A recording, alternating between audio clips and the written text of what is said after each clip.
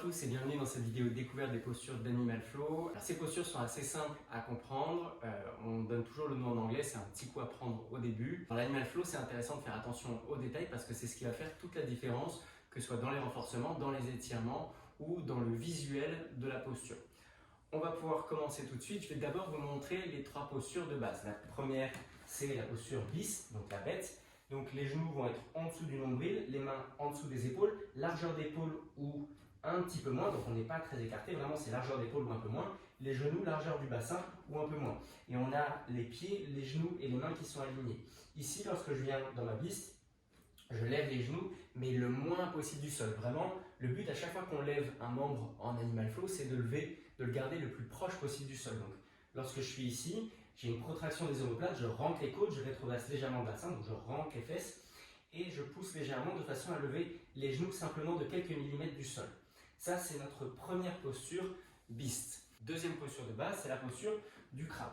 Donc dans la posture du crabe, je vais avoir les épaules sous les mains, les pieds légèrement devant les genoux, je serre les omoplates, j'ouvre la poitrine, je regarde légèrement vers le ciel, donc la tête est alignée avec la colonne, je ne regarde pas vers le bas, je ne regarde pas complètement vers le haut, donc je regarde légèrement vers le haut à 30-45 degrés et je pousse dans les mains, j'ouvre la poitrine et je lève légèrement les fesses au-dessus du sol. Encore une fois, je ne lève pas le bassin très haut, vraiment, je reste très proche du sol. Troisième posture de base, c'est la posture ape, donc le singe. Donc très simple, je vais avoir les pieds largeur de bassin ou un petit peu plus, ça dépend de votre flexibilité. Au début, si vous n'avez pas la flexibilité, vous serez peut-être les talons au-dessus du sol, c'est absolument pas grave. Et je viens juste me reposer ici avec les bras sur les genoux. À partir de ces trois postures de base, eh bien, on va avoir les premiers engagements, c'est-à-dire lorsque je suis dans ma bise, donc genoux en dessous du nombril, mains en dessous des épaules, donc c'est une posture qui est assez serrée, je peux venir lever un membre ou un autre. J'essaie toujours, quand je bouge un membre, quand j'essaie de le lever, je le lève très peu et j'essaie de bouger le moins possible le corps à droite ou à gauche. J'essaie par exemple de ne pas complètement me décaler à gauche, mais bien de faire la protraction des omoplates et de lever la main le moins possible. Vous allez voir, rien que lever un membre et ensuite lever deux membres, ça peut être très engageant. Bien sûr, au début, on se décalera beaucoup et puis plus on gagnera en force, plus ça sera simple de rester sur place. Ça va nous permettre, en levant justement ces membres, d'aller ensuite vers des transitions. Imaginons que je vais y aller vers un under switch qu'on verra après. Je viens ici, je lève une main et le pied opposé, le pied reste proche du sol, le genou reste proche du sol, la main reste proche du sol et je viens passer ma jambe en dessous pour venir justement dans ma posture du crabe. Pareil, si je veux revenir dans ma posture de base, je lève le pied et la main, on essaie toujours de les lever en même temps et doucement, je transitionne pour revenir dans ma posture de base. Vous avez vu, lorsque j'ai fait ma transition, eh bien, je ne suis pas arrivé dans une autre direction, c'est-à-dire que je n'ai pas replacé mes mains, mes pieds, ceux qui étaient restés sur le sol. Sinon, quand on bouge, on peut finir, hop, je me replace ici, puis je rebouge là, je rebouge ma main, et puis on n'est plus du tout dans les mêmes directions. Donc, que ce soit dans la posture ici de la bête, où je viens lever les deux quasiment en même temps pour faire ma transition, ou du crabe, où je lève les deux, et pareil, je reviens. On essaie toujours d'avoir cet engagement. Quand on va faire un mouvement, on essaie de ne pas se précipiter, c'est important. J'essaie de ne pas juste, hop, venir ici, surtout au début, parce que sinon on peut prendre de mauvaises habitudes et on va beaucoup moins se renforcer, ce sera beaucoup moins intéressant. On a ensuite ce qu'on appelle les formes spécifiques stretch, donc les étirements. À partir de bis, je vais venir m'asseoir sur le talon, ouvrir légèrement les genoux, garder les genoux très proches du sol et avancer les mains loin devant, regarder vers le sol. Ça, c'est ce qu'on appelle loaded beast. À partir de loaded beast, je peux venir en beast reach, donc je garde les genoux proches du sol, j'avance le corps le plus possible vers l'avant, je garde la protraction des omoplates, les genoux restent proches du sol et j'essaie d'avoir le plus de poids possible dans les mains. Au début, ça peut être délicat pour les poignets, donc il ne faut pas hésiter à tourner les mains légèrement vers l'extérieur. Et puis progressivement, on va travailler la mobilité du poignet aussi. Donc j'avance le plus possible et je reviens ensuite vers mon loaded beast. Deuxième chose, beast unload. Donc je reste sur les orteils, j'essaie de monter le bassin le plus haut possible, comme un chien tête en bas où je monte sur les orteils. Et puis ensuite je déroule vertèbre après vertèbre vers l'avant, comme un chien tête en haut. Puis c'est la tête qui rentre en premier, je rentre les côtes, je rentre le nombril et je reviens doucement tout en haut de ma posture de chien tête en bas sur les talons et sur les orteils, pardon. Et je viens ensuite redescendre les genoux pour revenir en loaded beast. À partir de loaded beast, on a ensuite le beast reach, donc je reste le plus proche possible du sol et cette fois-ci, je viens ramener le genou à l'avant. J'essaie d'avancer le plus possible les épaules, le pied est pointé ici et je peux revenir dans mon low beast. Ensuite, à partir de la posture ape du singe, on en a deux. On a ape reach, donc je viens enrouler la colonne, mettre le dos des mains ensemble et les pouces proches du sol. J'arrondis ici, c'est vraiment de pousser les mains vers l'avant pour sentir l'étirement dans le dos. Puis ape open, je viens ouvrir, je monte sur les orteils, je lève légèrement les fessiers, j'ouvre la poitrine, j'ai les mains qui viennent vers le ciel. On a ensuite le crab reach, donc je viens dans ma posture du crabe, hop, assez serré, je serre les omoplates, je regarde loin devant, j'ouvre la poitrine vers le ciel, le bassin toujours proche du sol et je viens lever un bras. Ici, le coude vient contre mon ventre et mon avant-bras est à 90 degrés, légèrement devant mon visage. Ce que je vais faire pour monter, donc ça c'est la posture du crabe modifié, puis je peux venir en crab reach. Je vais pousser dans les pieds, je pousse dans ma main, c'est pas mon bras qui part en premier, c'est vraiment le bassin qui monte, puis j'ouvre, ensuite et je continue de regarder ma main, toujours. Pour redescendre, c'est d'abord la main qui redescend, puis le bassin pour revenir dans mon crabe. Et j'ai toujours le regard sur ma main, important, j'essaie de ne pas me lever comme ça et redescendre. Fais toujours les choses en conscience. Dernier étirement, on va avoir le scorpion reach.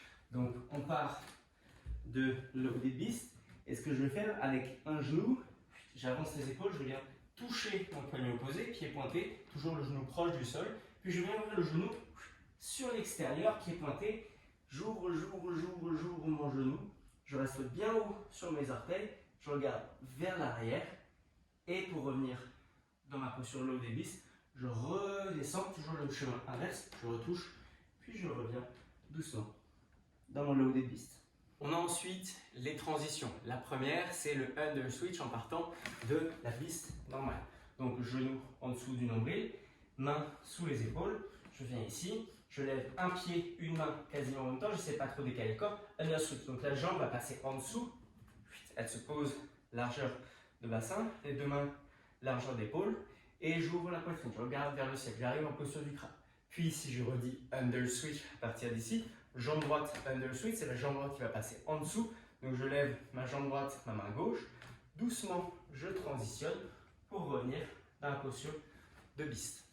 On a ensuite under switch tap, donc cette fois-ci je vais lever un pied, une main, je passe under switch et je vais juste faire un tap, donc je touche doucement le pied et la main sur le sol et je reviens dans ma posture de base. Ensuite, on a le jumping under switch. Celui-ci, il va débuter directement en crabe. J'ouvre la poitrine, je lève un pied, une main et ici je vais faire une rotation. Mon bras, cette fois-ci, va me donner l'élan, c'est-à-dire comme ça va être avec un petit saut, on va aller assez rapidement. Je vais vous montrer une fois, puis je vais vous le décomposer. Donc, je suis ici et je continue mon tour pour revenir de l'autre côté en posture du crabe. Pour commencer, je suis dans mon crabe, je lève un pied, une main opposée, je ne sais pas trop me décaler, j'ai le bras qui vient prendre de l'élan, hop, et ici, je vais faire une transition avec un petit saut, donc le pied va sauter et l'autre pied va se lever. Je garde le pied et le genou proche du sol et je vais directement continuer mon mouvement, donc lever ma main droite ici pour revenir dans la posture du crabe en le faisant de l'autre côté plus rapidement. Hop, hop. Et j'arrive à la posture du crabe. J'ouvre la poitrine, je regarde légèrement vers le ciel. À partir de la posture de beast, on a aussi des kicks sur le côté et en avant. Le premier, donc, c'est le side kick through. Donc je suis dans ma bête, posture beast. Je lève un pied et une main. Et ici, je vais tourner le bassin. Je reste le plus bas possible.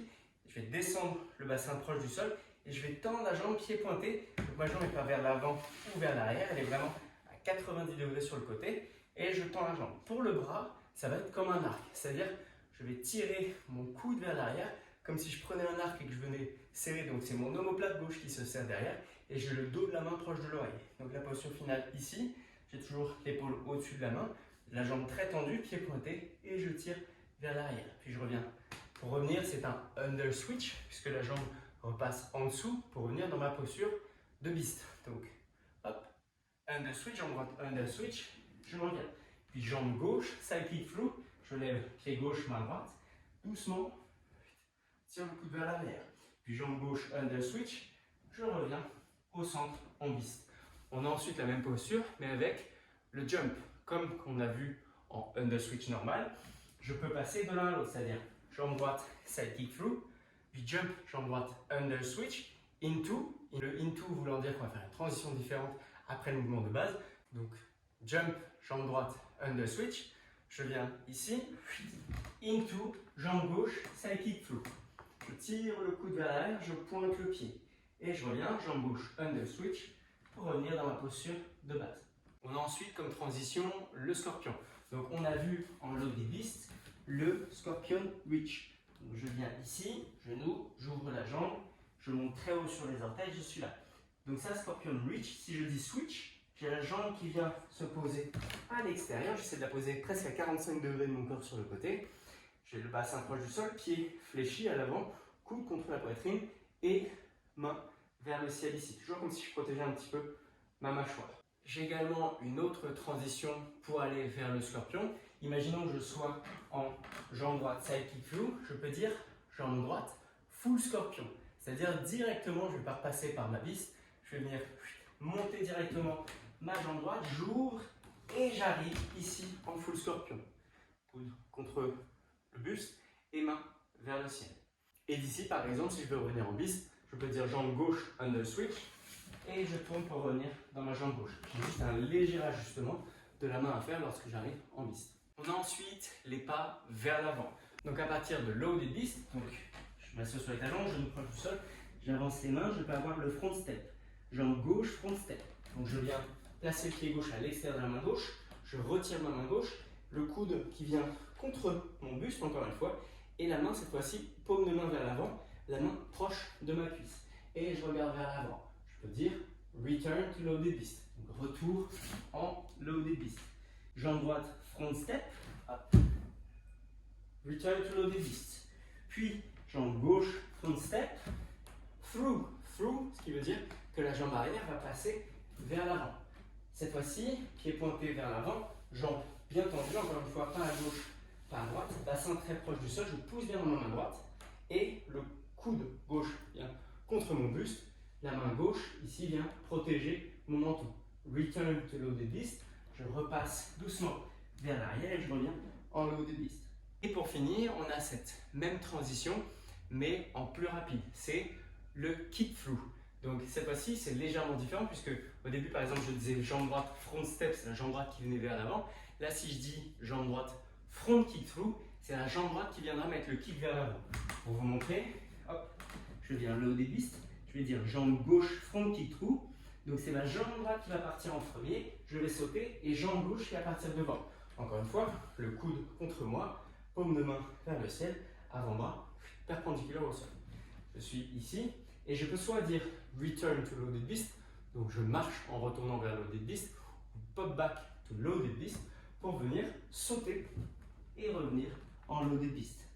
Donc j'ai le front step, jambe droite front step, hop, through, return to loaded beast, jambe droite front kick through, donc cette fois-ci c'est la jambe droite qui passe devant, et pop back to loaded beast.